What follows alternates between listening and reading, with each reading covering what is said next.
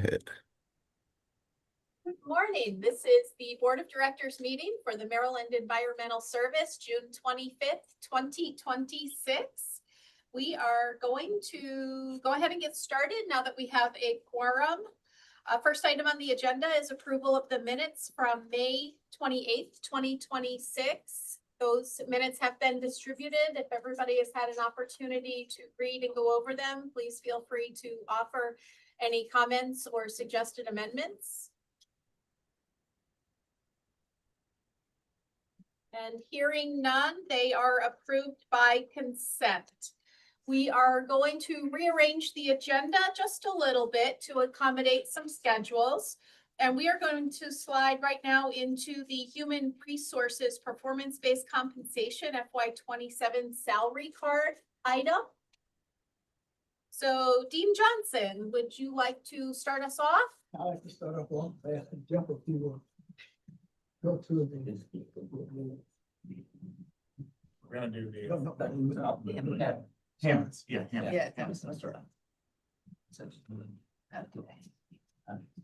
So you have this letter from Dr. Glass about employee performance-based compensation for fiscal year 2027.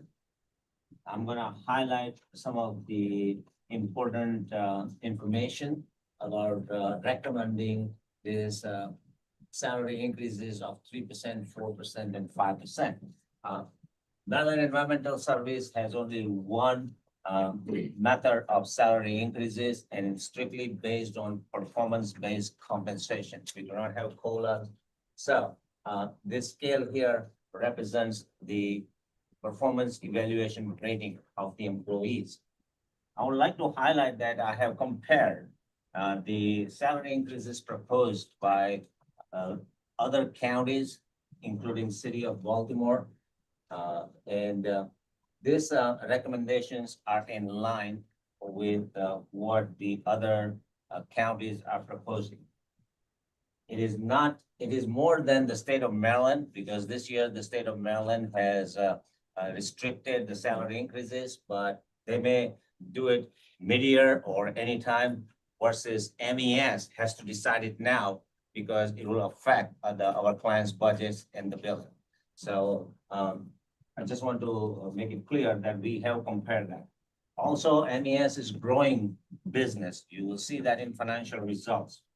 We are getting more projects, a great customer satisfaction, and we have a skilled employees. So this salary increases are in line with our employees' performance. As of May 2026, the year-over-year inflation was 4.2%. So when we are recommending this 3%, 4%, and 5%, half of the employees would not even get as much as the rate of inflation. The other half will get it, who is getting it 5%. So unless you have any other questions, I think the 3%, 4%, 5% salary increases based on performance evaluation is reasonable. Any questions? Okay. So any questions? Do I ask for the vote or? No, I move to accept the performance-based compensation as proposed. Is there a second? I'll second. All those in favor? Ms. Flora has a question. Oh. Yes. Jerry Flora? Hi, just a quick question. So I was missing what we're doing about the COLA. Is COLA still there on top of the performance-based? No, MES does not have any COLA-based increases, so there's no COLA. This is it. Based on the performance, if they score between 3 to 3.49, they get 3%. No additional COLA, no additional compensation. Okay, so we're not adjusting salaries at all related to, because for example, if we had a 3% performance base, but if inflation was 3%, then that person really isn't advancing much at all because that's only covering inflation for a particular year. That is correct. And but it is performance-based compensation plan. So like, if any employee scored between 3.5 to 3.99, they get 4%, which is close to it. And then, only the employees who receive score over 4 will be matching up and a little more than the inflation. But MES as we prepare the budgets for the customers and all that. So we have to keep in mind, that we are recognizing the customer's budgets also. But this is our standard system. We do not try to match with the inflation for everybody. Otherwise, that rate will be 5, 6, 7, because we have to give some additional compensation to the employees who score higher in our performance-based system. So I totally support the performance-based. I'm just concerned that if we're not adjusting for inflation, then, some folks really aren't seeing much of an improvement at all. Now, obviously, if they perform, they are. What is our typical rate in terms of performance? Like how many employees would essentially score on average, the percent of employees that would score like in the 4 to 5 category? Has that number been run? Out of 702 employees, who are evaluated for this year, 372 are between 4 and 5, which is 52%. So 52% of the employees get 5%. The rest of them get either 3 or 4. Okay. And so is there I'm sorry, it's probably too granular for the meeting today. I'll hold any further questions. I just do feel some concern about no standardized COLA and really having an understanding of what our current assumptions are related to the number of employees and where this would fall and as it relates to the budget. So I will voice those concerns and then hold any further questions. Thank you. Thank you. Any other questions? And when the board approves the salary increases, we will adjust the salary card also for by the 5% increases, which is the highest, as a percentage-based increase. So every year we do change the salary card based on the highest percentage. We have a class comp study that was just completed as well, so there's that element that needs to be discussed later that she probably may not be factoring in. Any other questions? All those in favor indicate by saying aye and raising your hand. Aye. Aye. Aye. Any opposed?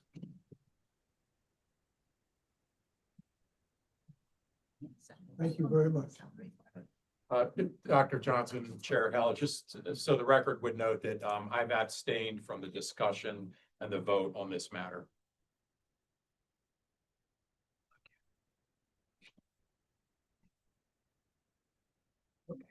Thank you, everyone. And we are going to go back to our regularly scheduled agenda, which starts with the executive director's report. And as it happens, Dr. Glass is not here with us today. So Ms. Hers. Next slide. So this is just an indication of the expenses that we had during the last period of performance. As you can see, there's charges for both a membership for Dr. Glass, and the higher charge down at the bottom is the registration for the recent Maryland Municipal League Conference that we attended. Next slide. Running through the external engagements that Dr. Glass had. These are all of the agencies and the private entities that he had discussions with. I do know that a lot of the discussions that he had were also last week at MML, with some of those private entities. Next slide. Same for me here. I do want to highlight a couple of the government entity engagements for the last performance period, particularly the Office of Small, Minority, and Women Business Affairs. That engagement was focused around the MESBR. I guess it was like a mini conference of sorts held here at MES to kind of promote, again, folks and entities to register as small business and minority business enterprises, and to meet with the representatives from the Office of Small, Minority, and Women Business Affairs. It was a really good second round of hosting that event. And then the last bullet there is Anne Arundel Community College, and that is related to another item I'll talk about. Next slide. Private entities, for the most part, these are all from the Maryland Municipal League Conference. The focus for the engagement was really on, improvements and efficiencies for our operations groups. Many of them, it was related to making sure that we have the right signal support and cell support for our field operators that are trying to use tablets to collect data. And then there was some discussion about stormwater management, innovation, and how we could maybe better support some of our clients related to manholes. I know, very specific, but next slide. All right. I did not attend this, but this was one of the board of directors visits that we did this year. So they went to the Triadelphia Ridge Elementary and Folly Border Middle Schools, and they were looking at, I believe, water and wastewater infrastructure, which it says on the slide. Next slide. Yeah, and the next one is July 14th. Oh, the next one is July 14th. Thank you very much. Did we have a site? BWI. BWI? Okay. All right. Hot off the presses. Next slide. All right. So one of the things that I wanted to highlight was the supervisor and management training graduation. I believe it was held on June 11th. So this is the snapshot of all of the MES employees that went through either the supervisor or manager training. This was coordinated and led by Anne Arundel Community College. So that was the previous bullet about government engagement that I had. They've been doing this for us for more than 13 years, I believe. And it reflects our longstanding commitment to developing strong leaders across the organization. So as of this year, we've had 472 employees go through these programs. 220 of them have gone through the managers, and 252 have gone through the supervisors training. This is a training that's focused on core leadership competencies such as communication, team effectiveness, delegation, and managing people and performance. So 45 graduates this year, 21 managers and 24 supervisors, and really proud of the effort that the employees put in and the support that they received from their supervisors and the management structure within MES. And a very small shout out, but necessary, to Ms. Shannon Jenkins and Ms. Brittany Diaz for the support that they gave for the graduation ceremony itself. Next slide. All right. And I also wanted to mention the fellow and summer intern update. We have had some terrific success again with getting applicants for both programs. This year we have added 2 additional fellows. We have Elias Gonzalez. Would you like to stand and show your screen? Yes, he is our new engineering fellow. And we also have Kendall Arnold, and she is our new environmental fellow. And in late breaking news as of yesterday. We have also hired our first environmental fellow, Ms. Aisling O'Connell, I believe.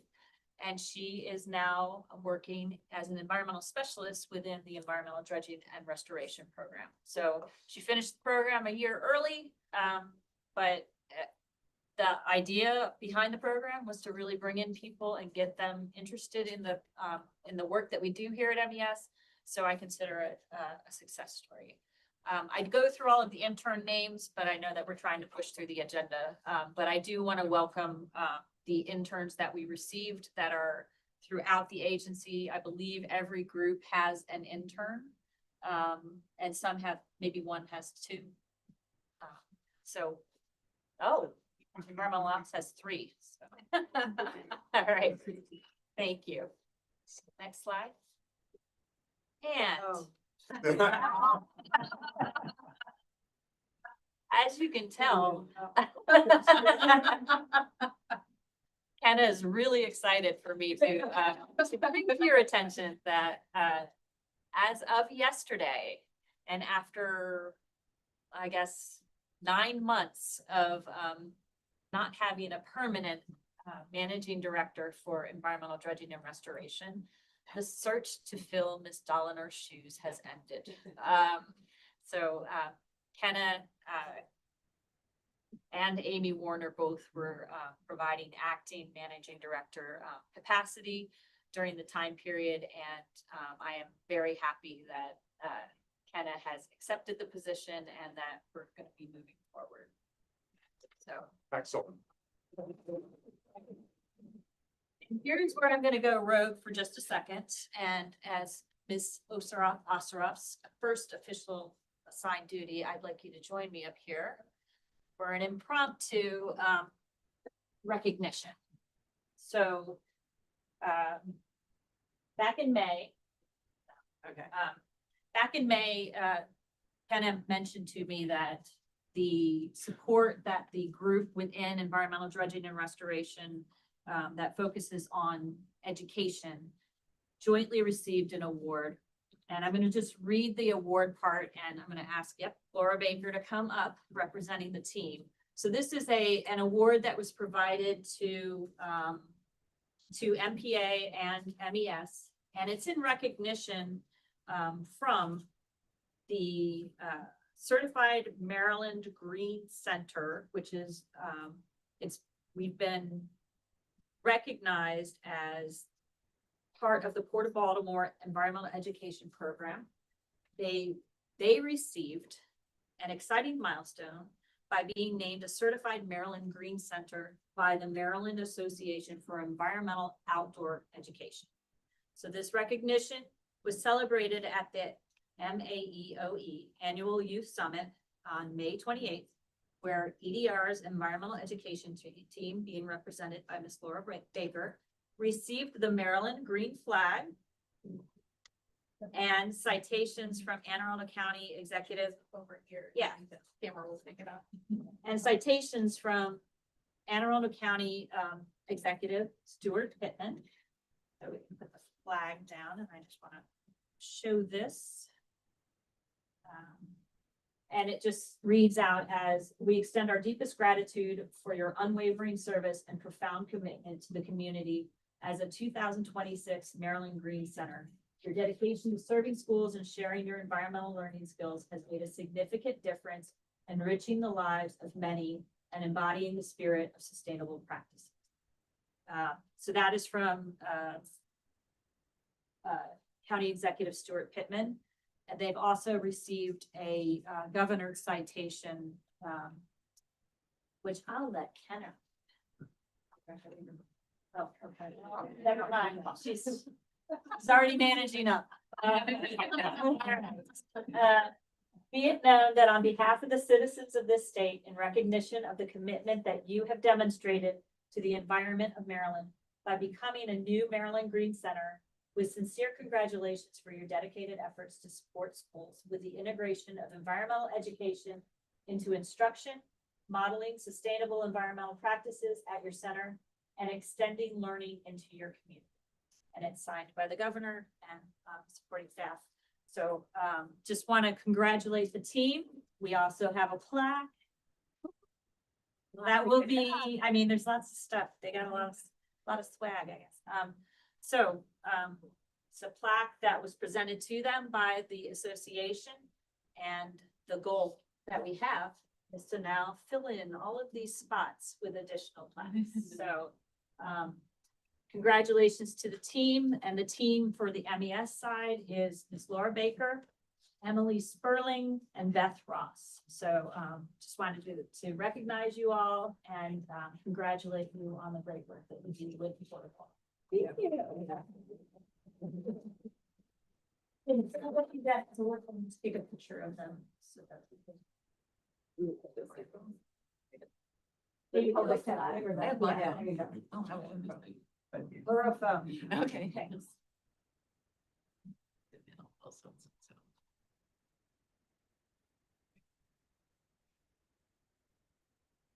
Thank you. That's so great. Congratulations. Yeah. Oh, here's one. I think that's the last one. Thank you. Yep. All right. Excellent. We have the new business report. One more questions. Oh, yes, check. Ah. Yeah, the check. The other Mr. Tosi. Well, good morning.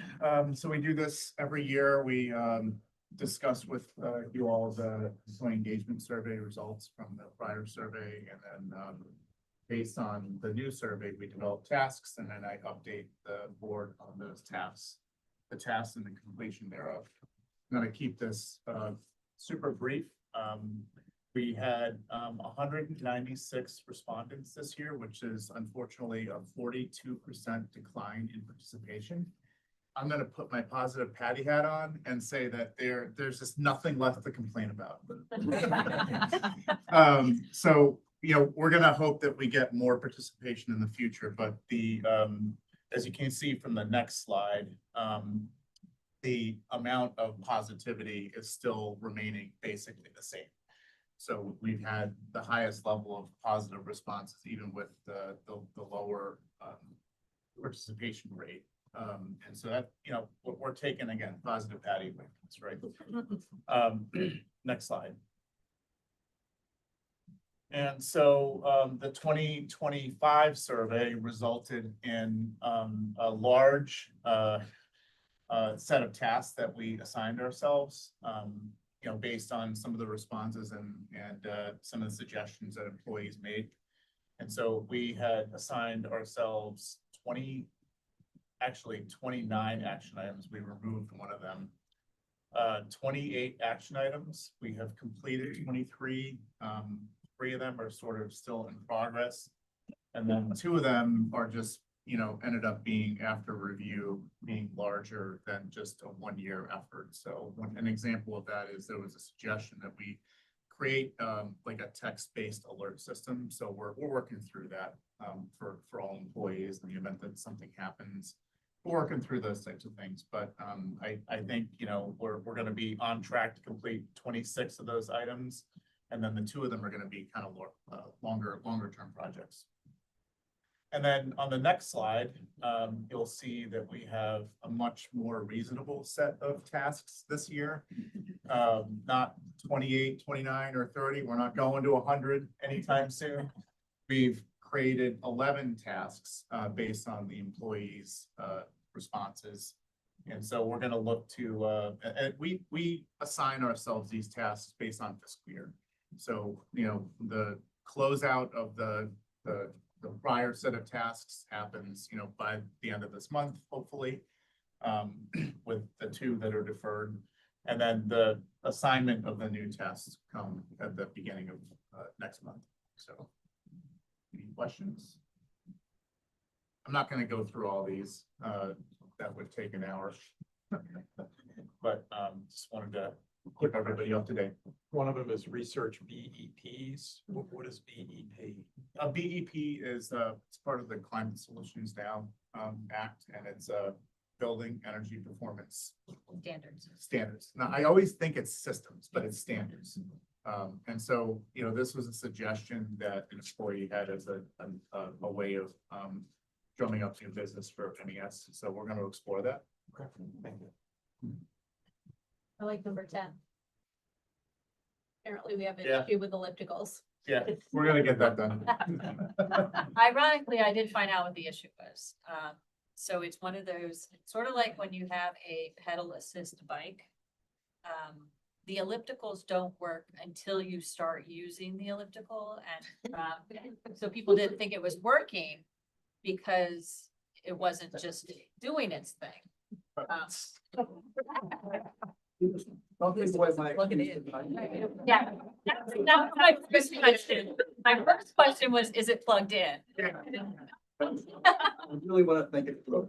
Okay, well, sorry to burst your bubble there. Thank you. Thanks, so we can check that one off, right? It'll be checked off before the tasks are assigned. So I go plug it in.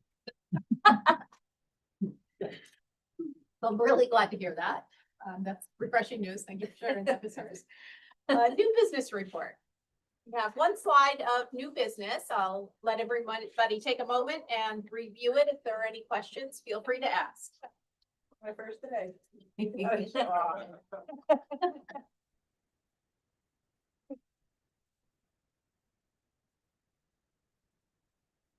Okay, hearing none. We are back to Mr. Patel. Good morning again for the financial report. Good morning again. So MES is doing very well with billable labor. These results, which I'm showing in the next 3 slides, are as of May. We have only 4 business days left for fiscal year 26 to end. And we are fairly comfortable that our projections, our goals will be met in the next 4 days as of June. So our actual labor for fiscal year 25 was 39.7. Fiscal year 26 is 42.2. And that's 2.4 million increase over the last year. We usually prepare the budget based on 4% estimated increase. So our fiscal year 26 budget as of May was 41.3.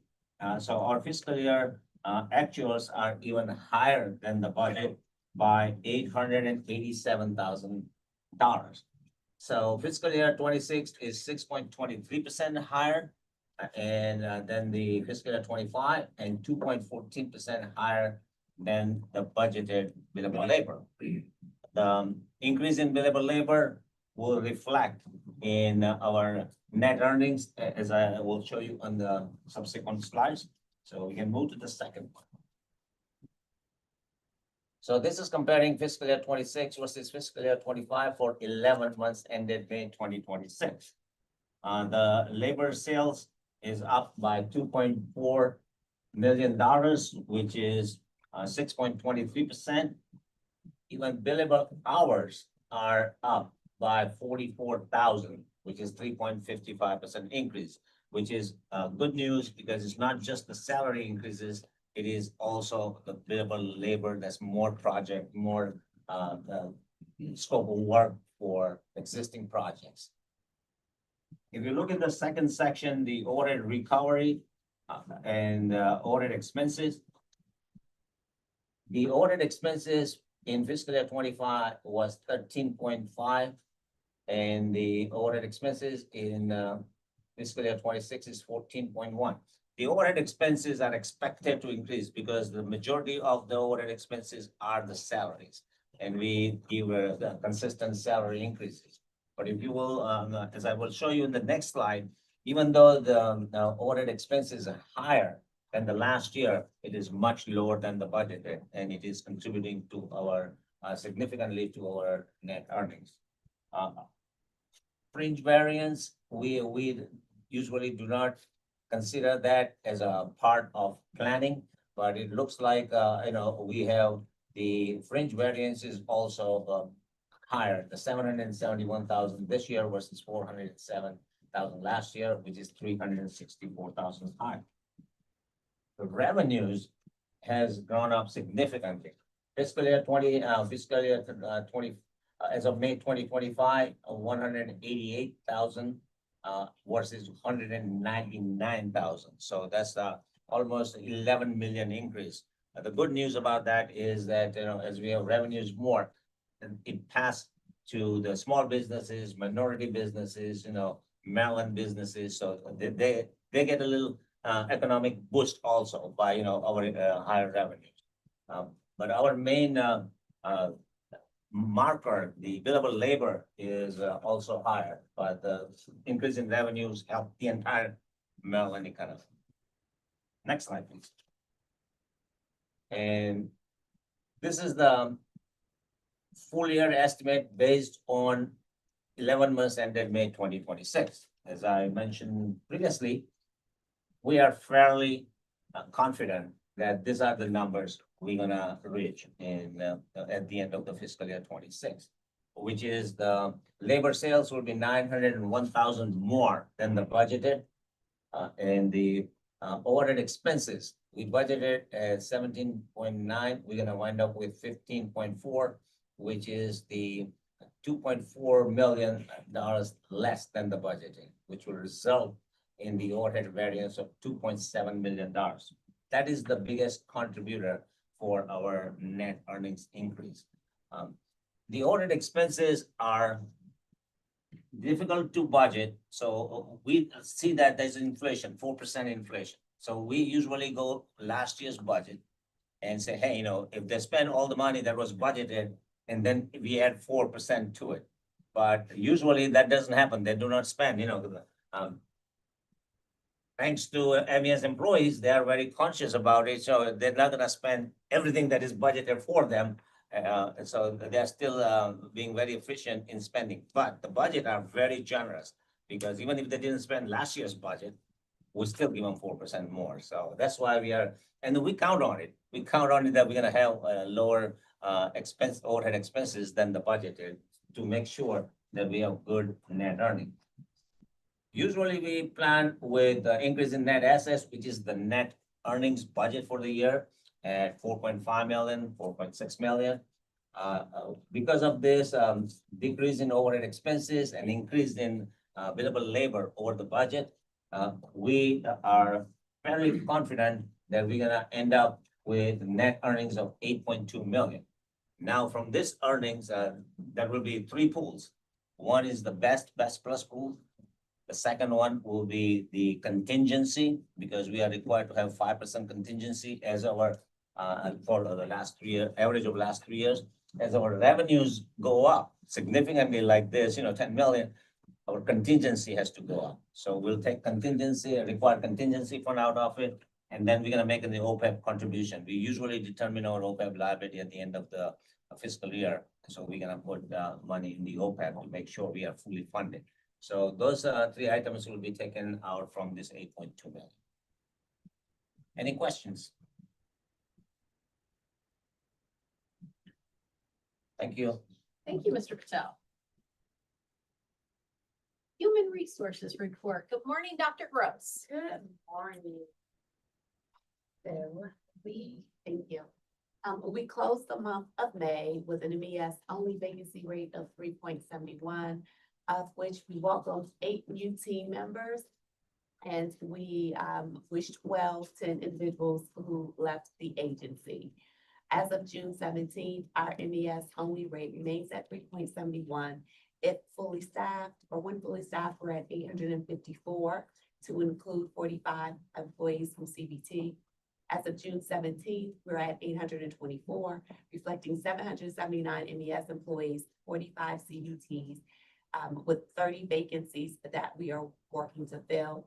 With those 30 vacancies, we have 7 individuals who have given us their yes to join the agency, and 3 offers that are still underway. Next slide, please. This slide just shows the vacancies that we just discussed broken out by group. Next slide, please. We've already talked a little bit about the interns and the fellows that we've welcomed to the team, and this just shows what that breakout is by group in terms of how many groups, how many interns and fellows are with each group. And there you see their lovely photos yet again. Next slide, please. The month of June, as is normal for the summer months, we have fewer recruiting events. But for the month of June, you see the 5 that we have there all reflect the diversity related events. Next slide. Speaks more to the key initiatives that have been undergoing for the month of June, most of which are wrapping up. There were some questions earlier about the overall performance evaluations. For the most part, we wrapped up the process. We do still have a few feedback discussions that need to take place, and the team will be working with those managers to strongly encourage them to complete those feedback discussions. What you see there is of the performance reviews that have been completed, 47% of our populations meet expectations, while 51% exceed expectation. And that those ratings will be reflected in how the PVC is distributed.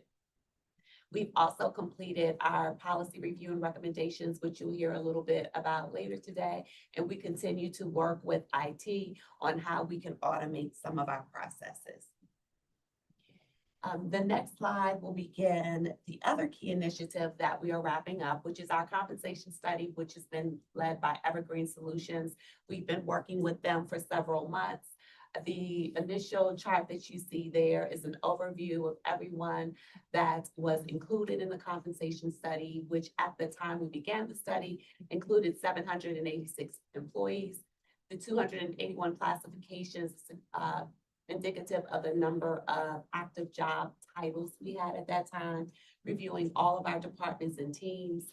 There were also some what we called job assessment tools, as well as employee engagement surveys, for which we had 156 responses. Of all of our classifications, 141 were benchmarked against 10 peer organizations. Overall, in speaking with some of our employees, which included in-person discussions, they went to several of our locations and held focus groups. What we found is that overall our employees are satisfied with base compensation. Some are neutral, and 30% is satisfied, because who never wants to make more money? Our benefits package employees shows that our employees are highly satisfied with the benefits that we currently offer them. On the next slide,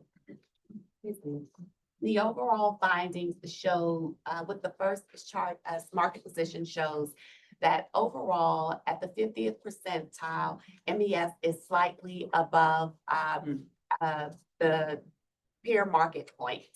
When we get to looking at the 60th percentile and the 75th percentile, we do fall below the market point, which indicates that we have an opportunity to be more competitive at the salaries that we offer individuals coming into the agency at entry level, as well as once we get into some of our more senior level positions.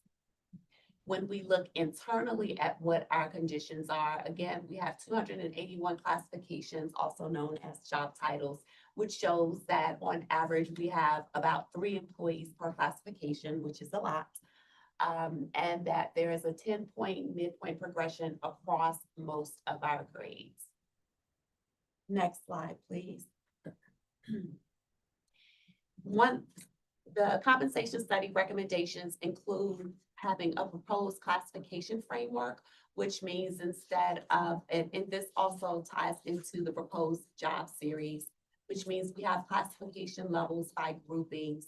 And what that means is that the classification level will be indicative of the level of service or task level in which individuals perform their work, to include what some of their supervisory responsibilities are and the level of experience that is needed to carry out certain tasks.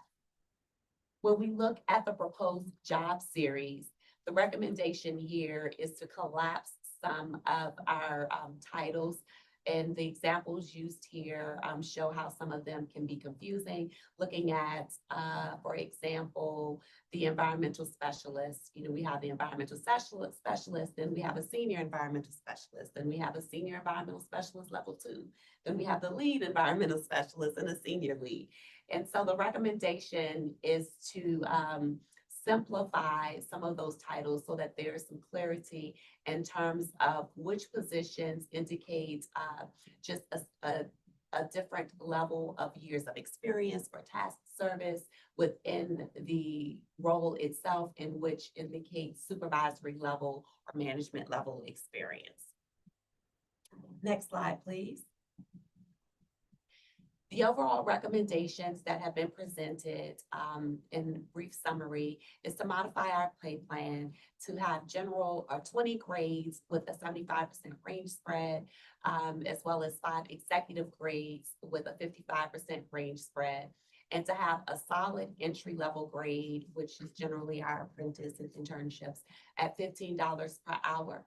And to assign the grades using both internal and equity as well as market data, and to address overall pay compression, especially when we speak about the tenure of our employees.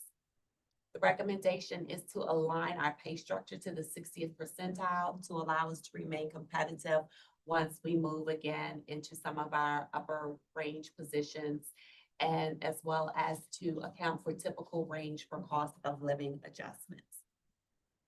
And the last slide, thank you. Overall, MES is in good position, and this is from looking at all of the data that we've provided to the consultants, as well as from them speaking to our employees. Our pay and benefits, this supports the recruitment and retention that we see, and the recommendations that are being made, again, are to help us be competitive, excuse me, with our entry level and then upper range positions. So we do really well right in the midsection, and to address pay compression among our longer tenured employees, and to provide a cleaner classification structure. Based off of the recommendations from the comp consultant, there are 2 options you'll see there that have been recommended to help get us, excuse me, to the right place. And if we were to take either of those recommendations, you see there, if we followed either both the bring to minimum or the class parity structure, right now they are recommending an approach that will allow us to bring to minimum new pay grades if we were to adjust or to adopt a new pay structure. And then over time, and with a much more targeted and defined plan, address the compression that we have with some of our upper range positions. Any questions? There'll be some further study before you come back to the board. Is that what's gonna happen? Say again, I'm sorry. You're gonna do some additional studying before bringing it back to the board.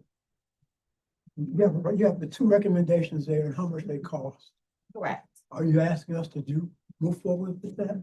Oh, no, right now we are, yes, we're presenting the information that we have, and then we'll have some additional discussions with executive leadership to include finance, and then we'll come back with a recommendation.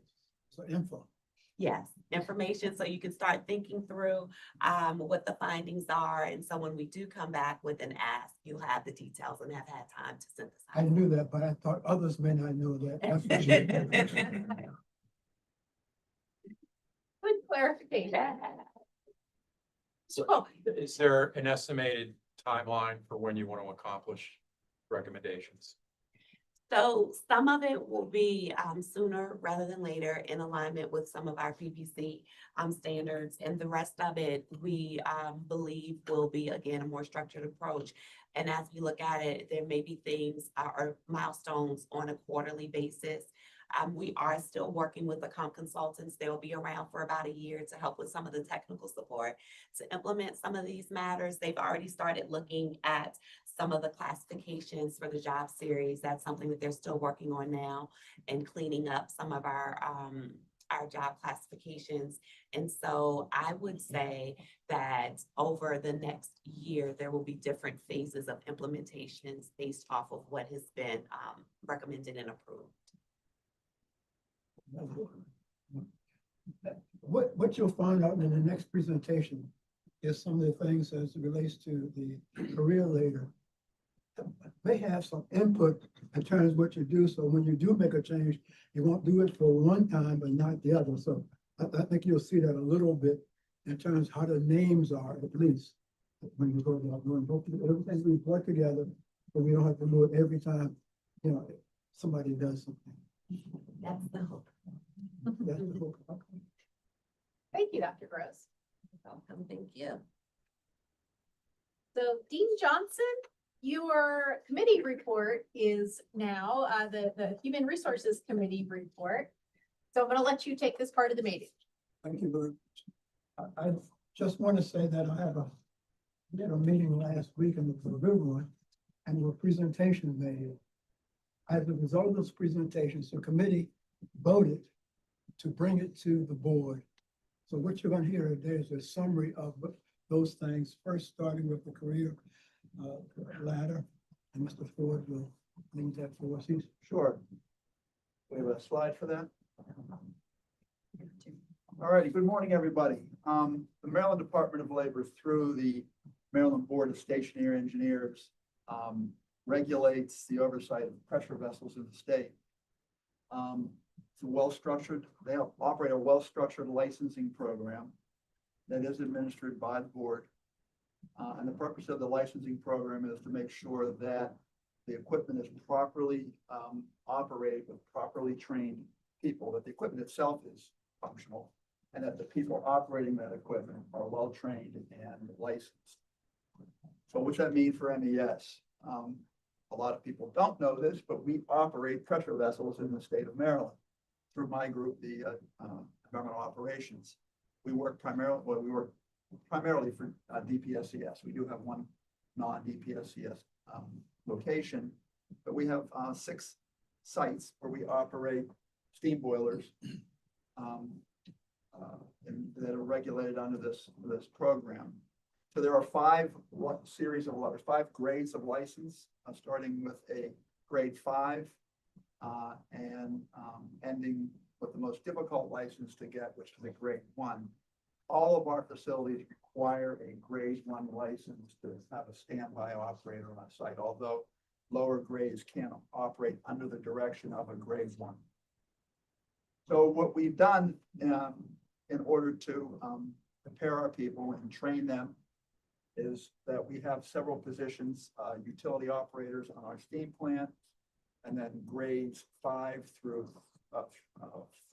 3, I'm sorry, let me go back, grade 5 through 2, that operate under a grade 1.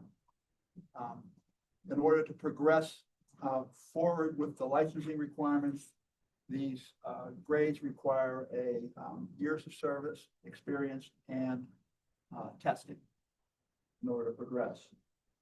So that's kind of the program in general. The purpose of the career ladder is to establish clear promotionary pathways for utility operators to advance through the system to a grade 1. And that's what we're attempting to do here. There's a high market demand for grade 1 licensed engineers in the state. We find that it is an aging workforce. Most of these folks that were trained as grade 1 engineers now came out of the Navy. The Navy's moved away from steam turbines to more nuclear and jet propelled turbines. So they're not younger folks coming out of the Navy now that are stationary 1 engineers. So we found that it's a very competitive and very difficult position to fill. So retention is important for us as well as part of this career ladder, just to ensure retention and to develop younger talent to progress into stationary 1 engineers. So there are 2 tracks that we've offered here. This is the steam plant track to start. This basically follows the testing and time requirements from for employees that operate as a grade 5 up. And it compensates them for achieving various licensing requirements. These positions tend to be a grade, Maryland Environmental Service grade 4 classification. So we also looked at, we want to make sure that as they progress through this track, that they stay within the grade. They don't price themselves out of the grade. This plan does not do that. So that's the steam plant track. If we move on to the next, we also have a track for our cogeneration facility. Now, why do we have a separate track for that? The cogeneration facility is a lot more complicated operation than the steam plants that we operate for DPSCS that are only used for heat, for thermal load. At the cogeneration facility, we're also generating electricity. So the operators there are not only stationary engineer 1, but they're also operating a power plant. So it's a more complex set of operations, and we have a little different take on how we progress them through the grades because of the electricity side of it. So what we state here is they start as a utility operator, which is the entry level, usually a grade 5 stationary engineer license. And then they progress through to eventually becoming a boiler operator, a grade 1, and then a boiler operator qualified for shift. What we don't have here is the supervisory level position, because that is in its own right advertised and we fill that competitively. And you have to be a grade 1, which these individuals would qualify for, but not necessarily automatically move into that supervisory role. So we ended at the highest level non-supervisory role. And this lays out what experience and testing you have to meet in order to progress through the career ladder. This is similar to other career ladders. There was a question earlier in the committee meeting where how this fits with the compensation study. So it's complementary to the compensation study. It is basically a multiplier on whatever the existing pay grade is. So it will change as our pay grades change in terms of the dollar values for these, but the percentages of what we're offering are asking that you approve today. And that's it. Any questions? There's reference to the boiler operator training program, several places in this material. Yeah. Is that, We have training modules that we've developed over the years. is that program run by MES or by a third party? So we run it. We've developed it using external sources and the Maryland Board of Stationary Engineers. So that it parallels whatever training requirements they need to meet in order to be able to sit for a test. Test. Sit which test? The ones that The Maryland Board of Stationary Engineers written exam. Okay. All right, thank you. There's also an outside, we also have the option of going to an outside, several community colleges offer training in this regard too. So we'll run those folks through our tuition reimbursement program.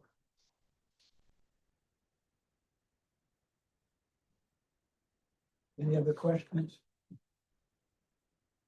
Are there any options to move forward with this in terms of the career ladder? Is there a motion for that? I move approval to adopt the stationary engineer career ladder as presented to the board today. Second, Second. all those in favor indicate by saying aye, and raising your hand. Aye. Opposed? Thank you. The next one is the performance-based compensation. We already done that. We did that? We switched. That's why I saw your name. So now we'll do the resolution 2606, 1R, Mr. Jeff Will. So in December 2025, I presented the resolution to increase the retiree medical reimbursement. At that time, the resolution only addressed the employees who retire past that point, not include already the current retirees. The board asked me to go and reevaluate that. What is the difference, if we include the current retirees also? There are about 80 current retirees. So we did the actuarial studies and then we came up with the amounts that will be the benefit amounts under both the option. Option A was benefit changes apply only to future retirees. And option B was benefit changes apply to all current and future retirees. So this is the summary table. If you have a current benefit, no changes. You can see year by year, the first 5 years is listed by each year. The rest of it is in 5 years progression. But if you have a current benefits with no changes, then our total for 25 years benefit payment was 16.9 million. These are all estimates based on the actuarial consultants.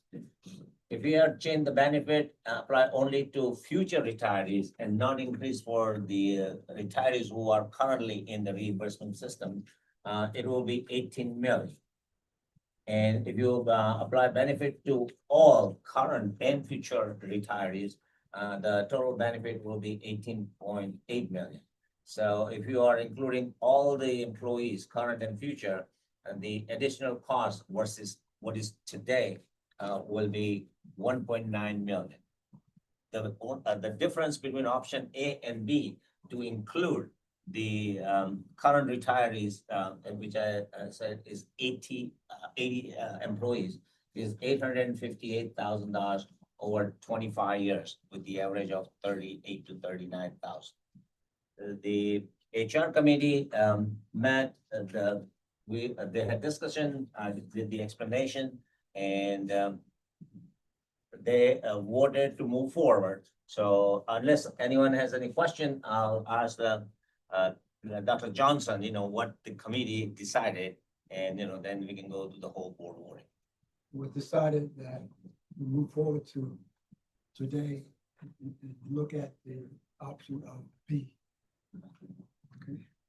And the reason for that, there were two reasons. Number one, we have the money and have it projected over a period of time.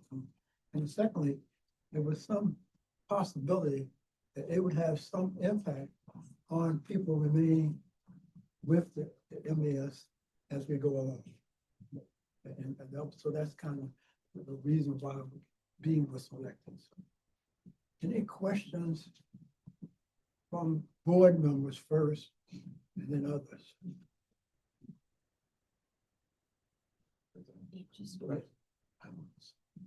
I'm still confused. I raised this in the HR committee about the dates. Because the resolution also has in section 6.1, there's a June 30th date and there's a January 1 date. I thought we corrected that. I got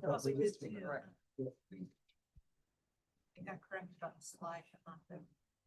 Okay, so Should the be resolution should be June, 6.1A should be June 30th. Correct. Okay. Sorry. We try to catch that. Any other questions? Any questions from anyone? Is there a motion? I move approval of resolution 26-06-1R. There's a Second. Second the motion. All those in favor? The question, all those in favor for moving forward with B, please raise your hand and say yes. Aye. Yes. Opposed? Any others? Thank you very much. Next we have right. Oh. The Brooks. Oh, no, that what is it? Jeff. I'm handling this one. I think Dr. Gross has all the other. Yeah, I turned around. Was a lot of participation in that. Teamwork makes the dream work. That's right. That's right. This is, I think, just one slide, I believe. We have, an accident review board at the Maryland Environmental Service. This is a board that's required by, state's fleet guidelines. So we have looked at, in fact, I think back about a year ago, we started taking a look at the existing board. And, it was, the policy that, MES has was, dated back to 2008, so it doesn't really reflect today's MES structure. We had 3 groups at the time, we have 4 groups now. So we took a look at holistically revising the policy, updating it, modernizing it, giving it some additional authorities. And so what you have before you today is a revised accident review board policy that was looked at by the HR committee. And the 30-second elevator pitch is really just, it did not have clear direction. It has clear direction now. We're asking the board to take a look at every accident, with the exception of anything that deals with third-party accidents. So those are going to be reserved for the Assistant Attorney General to take a look at first before it goes to the Accident Review Board. The makeup of the board has been expanded. We've removed the HR director and we've replaced the HR director with the safety director. The board is really going to take a look at accidents and provide guidance to the agency as a whole on what we can do to improve those situations in the future. What the board is not going to be doing is taking a look at any type of personnel action. Those actions are going to be reserved for the groups to handle and for HR, so they're going to be separated. Is there a question? Okay, I do believe we have a quorum question. Okay. So, if we could, This, if we could verify a quorum, very quickly, sometimes looking at the screen that we see sitting here, we can't tell. Mr. Botts, are you still on? Oh, yeah, I'm here. Yes, Mr. Botts is here, but we may have lost Miss Phillip. Yeah, I'm not seeing her window anymore. Miss Phillip, are you here? do you want to table this for later in the agenda until we can get her back? Yeah, we have a lot of motions. We would be tabling a lot. Everything else involves motions. Maybe take a 5-minute recess. Can we do that? Is that too off script? Mr. Way, are we still? We're still recording. Still with Yes, us? we're still recording. Maybe let's just take a 5-minute recess and we will reevaluate. Okay. Miss Flora should be back at 11. Do you want to take a 20-minute recess? Let's take 5 and see if we can meet your schedule. Everything else requires votes. Well, we can do the presentations. But for the brief. Oh, each of those offices. Yeah. Okay, so I'm gonna take a 5-minute recess to verify quorum and stay tuned from that point forward. So I'm just Okay. gonna keep conference room. I don't know how you Yep. have to pause recording or if you just have to keep recording. I'm not sure. We'll probably keep recording and edit it later on, but we can Okay. just mute until the recess is done. Okay, thank you. Sure. Yep.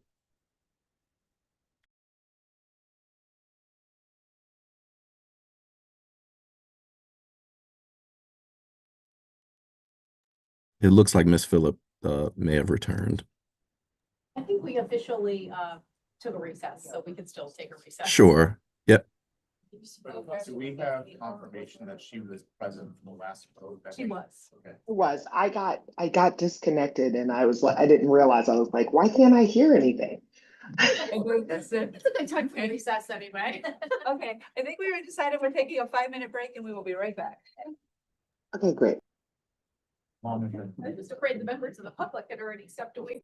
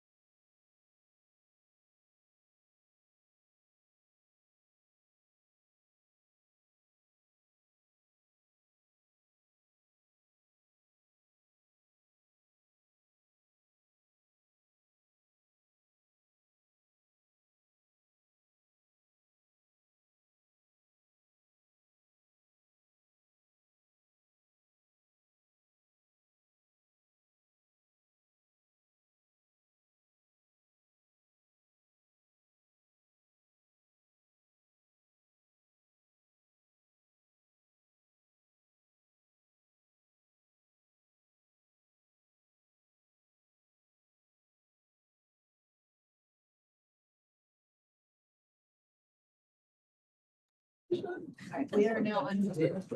Okay. All right, we are back. Okay, thank you very much, Ms. Fuller. We are back and we have established a quorum. We have heard from Mr. Tosi on the Accident Review Board policy. So Dr. Johnson, would you like to resume the committee report? I'm sorry. No. Okay, we. Rewind. Okay, so Mr. Tosi just went over the Accident Review Board policy. I believe we're ready to reengage. All those in favor? Oh, is there a motion for 1.1102? Their motion, So moved. you have a second? Second. All those in favor indicate by saying aye and raising your hand, please. Aye. Aye. All opposed? With that, motion passed.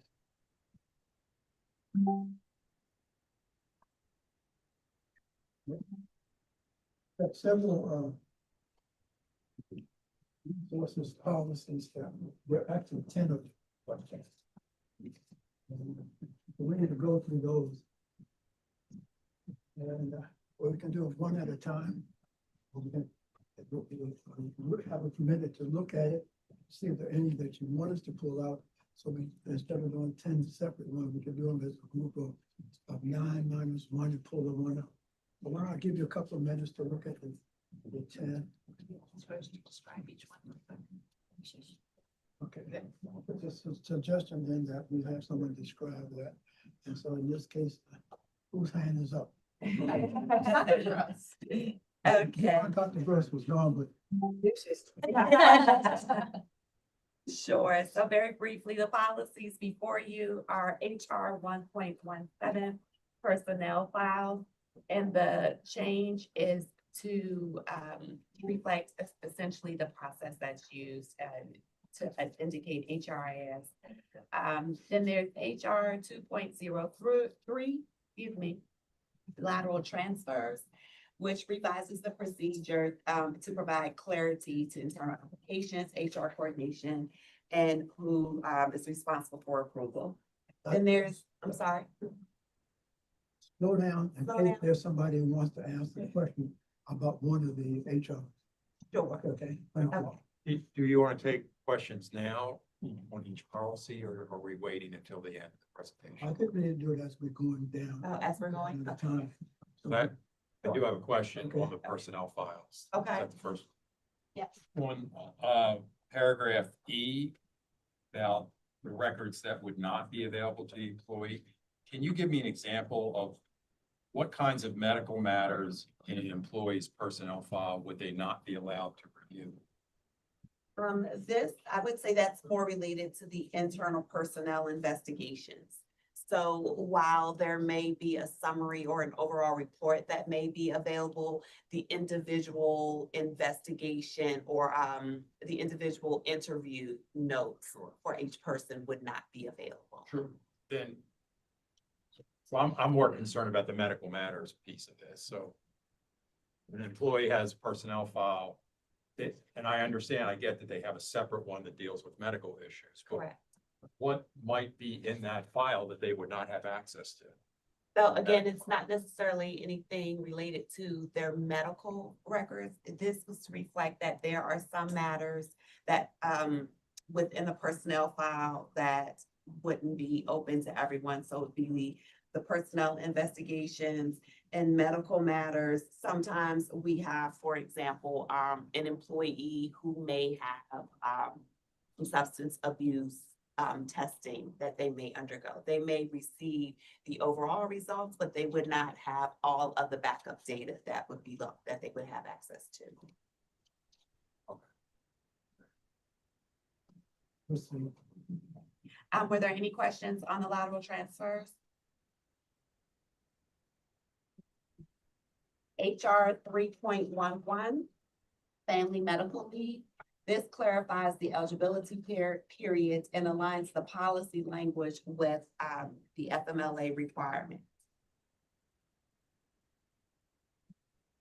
HR 3.14, leave without pay, clarifies the approval process and updates the leave without pay request parameters and duration limits.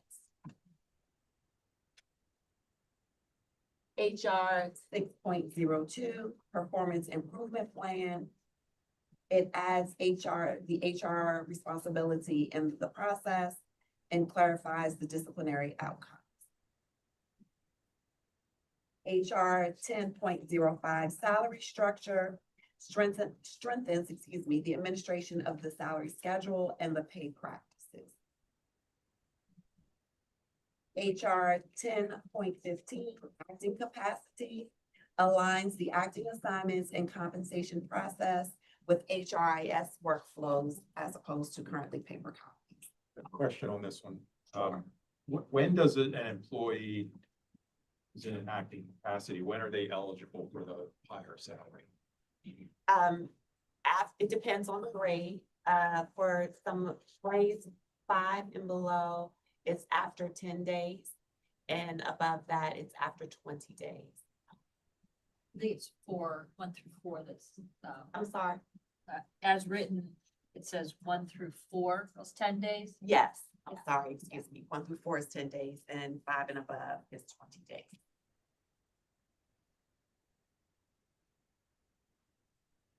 Policies that are being presented to be repealed are HR 1.04, job vacancy posting. That is a process or a standard operating procedure as opposed to a policy. HR 1.05, processing new employees. Again, it's a standing operating process as opposed to a procedure.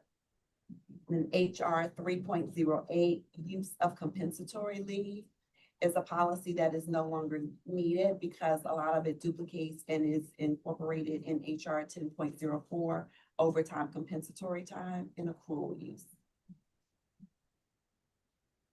Just a note on 1.04, 1.05 are very old.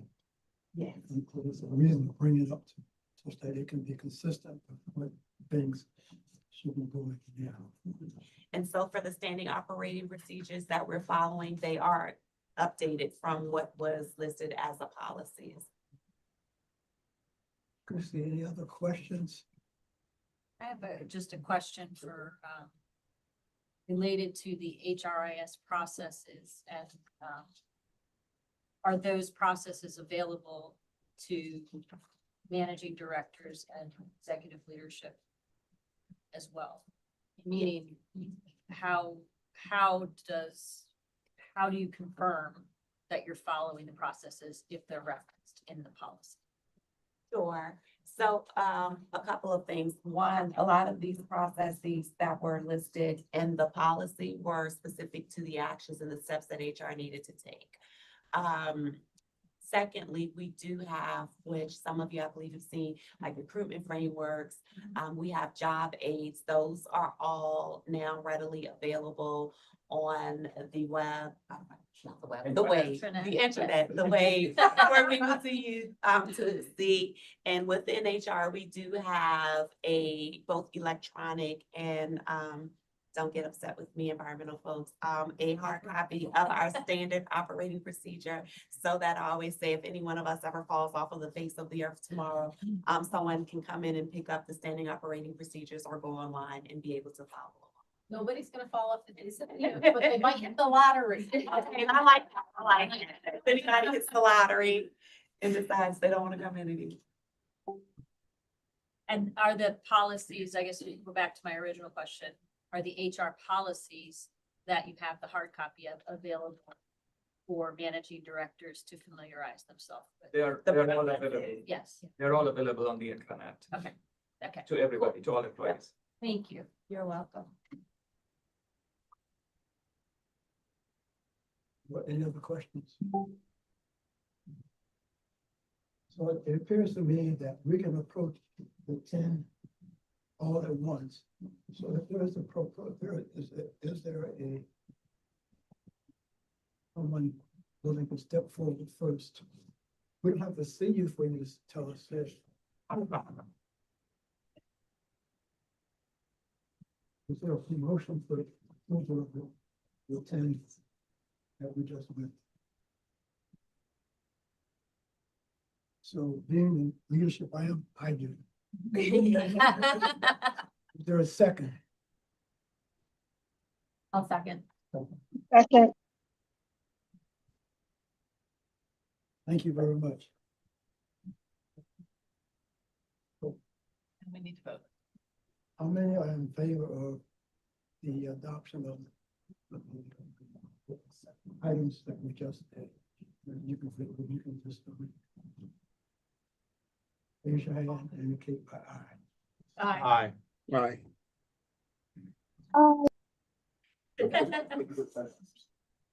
Opposed? Nobody could vote for everybody. Thank you very much. Thank you, Dr. Johnson. We are now moving on to procurement items and notifications. Mr. Graham, good morning. Morning, everybody.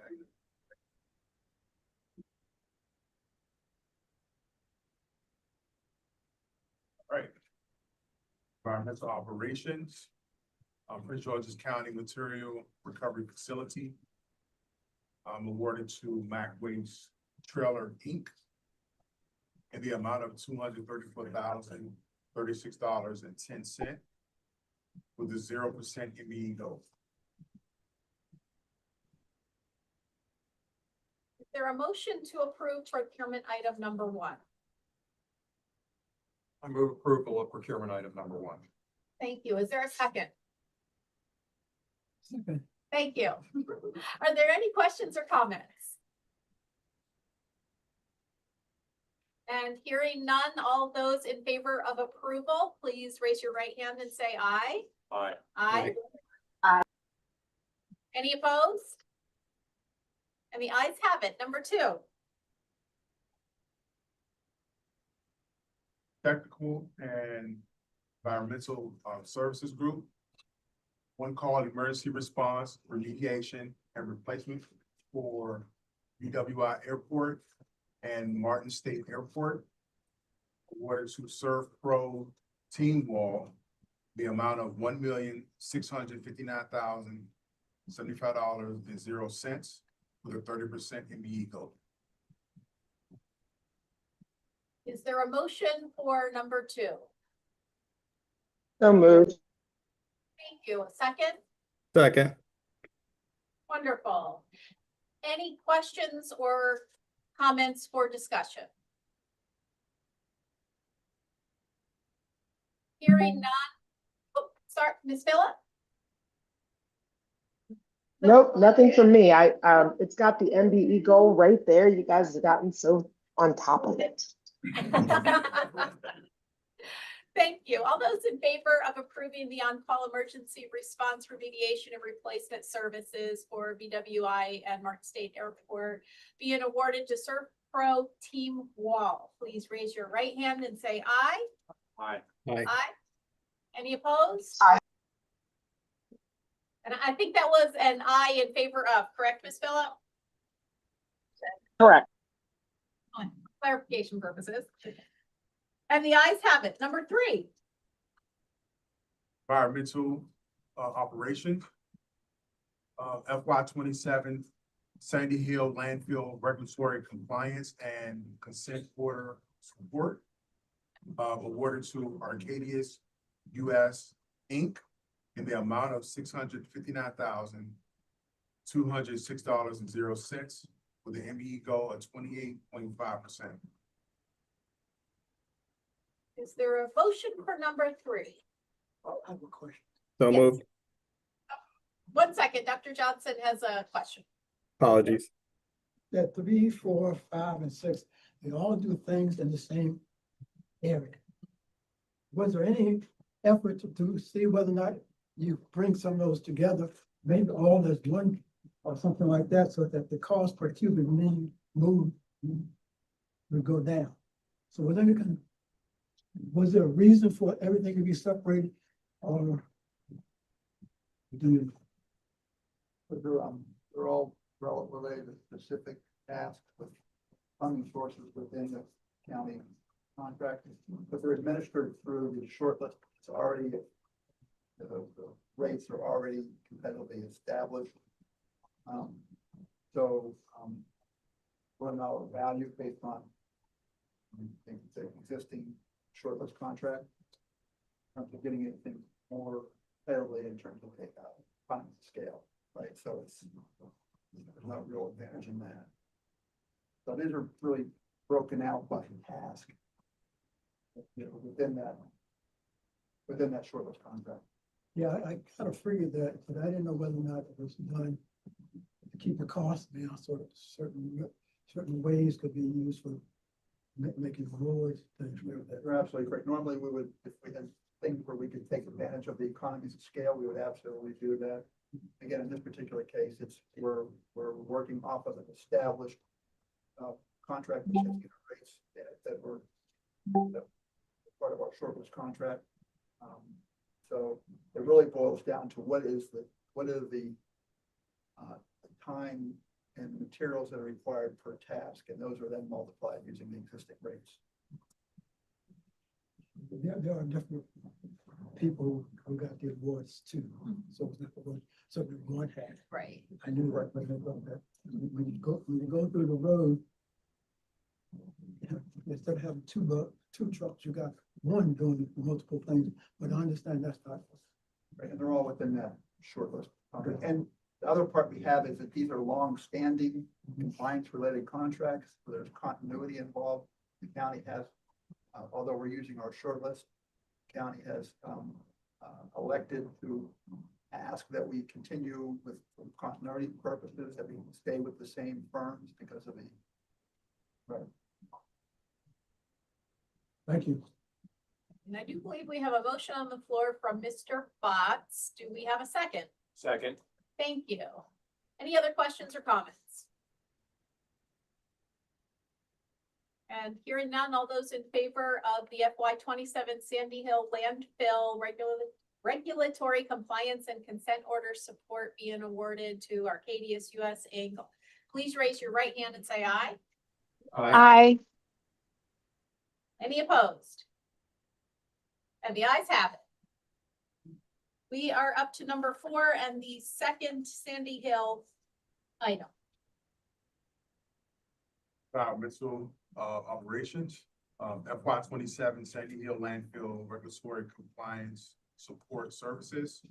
Awarded to SES engineers in the amount of $593,189.00 with a 10% immediate goal. Is there a motion for number 4? So moved. Second? Second. Thank you. Any questions or comments? Just my normal general comment, which is we're at 10%. Is that based on who's available in the market to do the work for NDE? It's driven by the task at hand and whether they self-perform or not. In this particular case, there's several, it's not as complicated as the prior one in terms of what they have to do. And so they self-perform to the extent that they can outsource. By agreement, we work with Prince George's County Office of Procurement. Their objective is to maximize the amount of MBE, SBE participation, and particularly local for Prince George's County related MBE and SBE, SBRs. Yes, SBR. Yeah. We do take that into account, but in this particular case, they're self-performing a lot of this work. I want to add, just to touch back on Dr. Johnson's comment too, though, is these contracts are also, they're not driven by price because they're engineering contracts. They're driven by experience. And, you know, that's the experience-driven contracts. That's the other piece. There's SES is a premier landfill gas engineering firm in the country. And then Arcadius is handling the other compliance-related issues. Any other questions?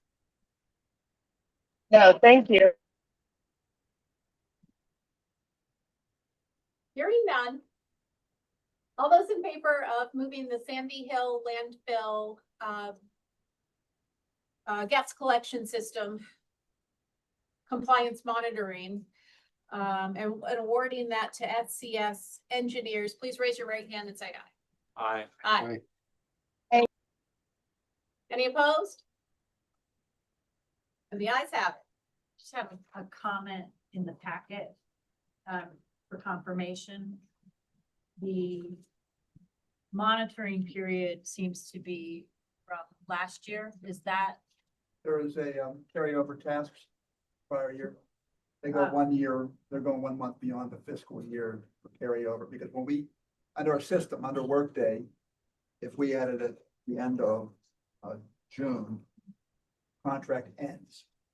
I can't go back and whatever follow-up we have the prior month, so we keep the contract open 1 extra month to cover. yeah, no, I get that. I'm actually referencing the last sentence in the paragraph at the top of, Put my glasses on. the top of the packet, which indicates that the monitoring period would be from July 1 of 2025.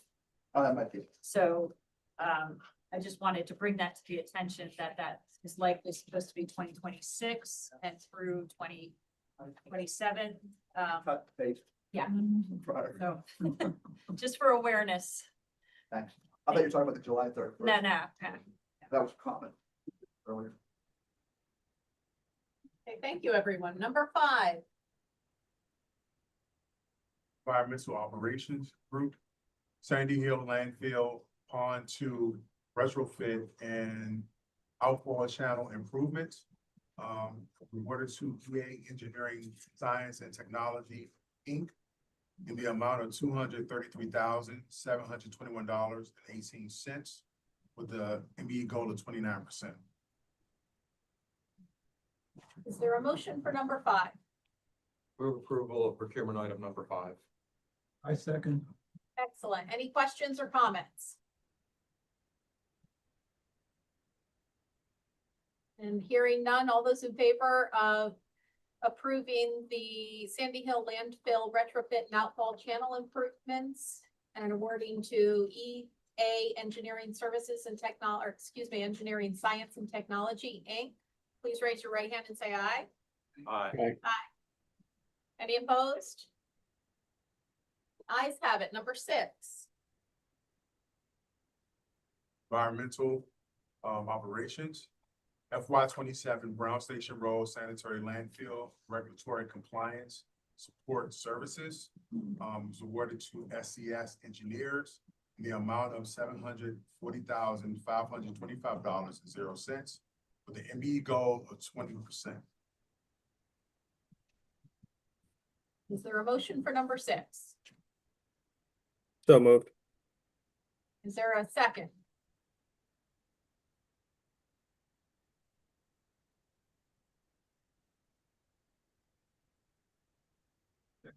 Thank you.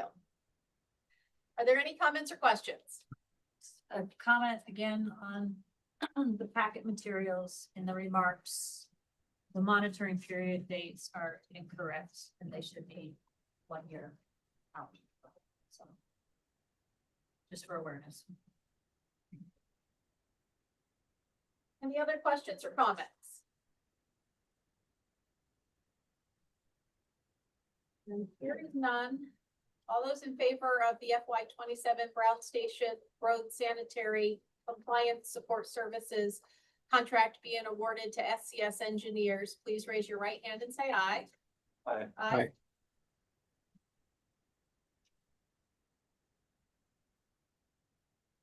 Any opposed?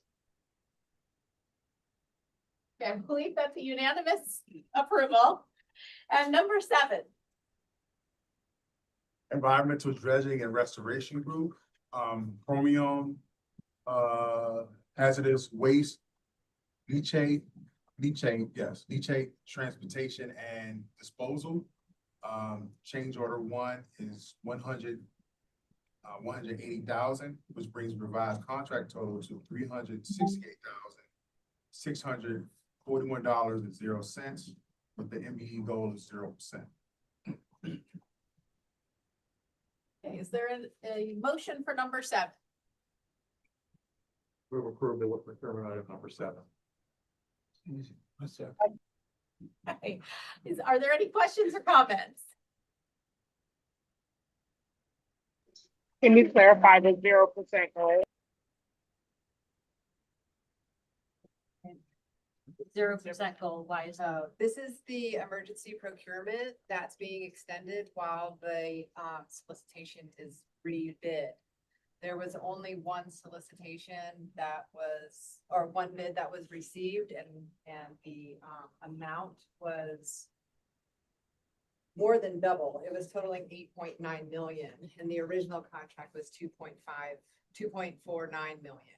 And part of it is the per gallon went up from 0.856 cents per gallon to $1.20 per gallon. So we want to resolicit this with a 10% MBE goal requirement. So this is a stopgap thank you. measure while the rebid is being developed. Yes. Okay, any other questions? Ms. Phillip? Does that answer your question? Great, thanks for the clarity. Thank you. Okay, all those in favor of approving the Hawkins Point landfill leachate contract to Inverite of Pennsylvania, Inc., please raise your right hand and say aye. Aye. Aye. Any opposed? And the ayes have it. Number 8. Environmental Dredging and Restoration Group, Cox Creek Innovator Reuse Facility. Contractor is United Rentals, America, Inc. First change order is $228,933.00. Brings a revised total to $424,183.50. The 0% MBE goal. Is there a motion for number 8? Is So moved. there a second? Second. Thank you. Any questions or comments?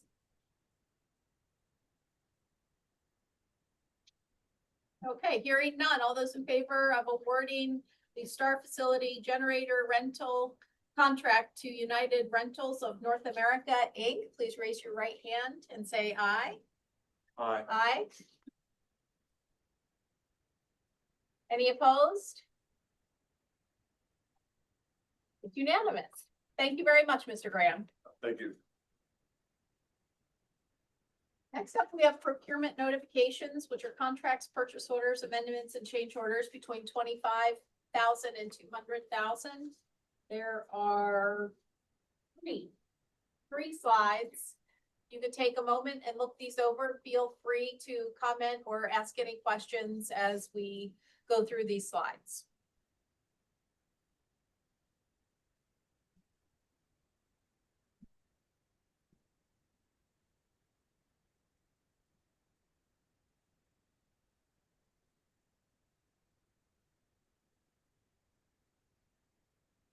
Okay, hearing no comments or questions, we will move on to the legal report. Ms. Carroll. Thank you, Madam Chair, and good morning, members of the board.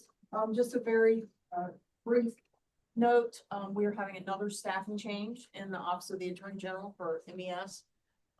At right about the 6-month mark, Mr. Bruce Eisenstein has left the Office of the Attorney General. And we will have Mr. Andrew Lavin joining us on July 8th. So I look forward to introducing Mr. Lavin to the board at the July board meeting. Oh, thank you, Ms. Carroll. Do we have any old or new business for discussion today?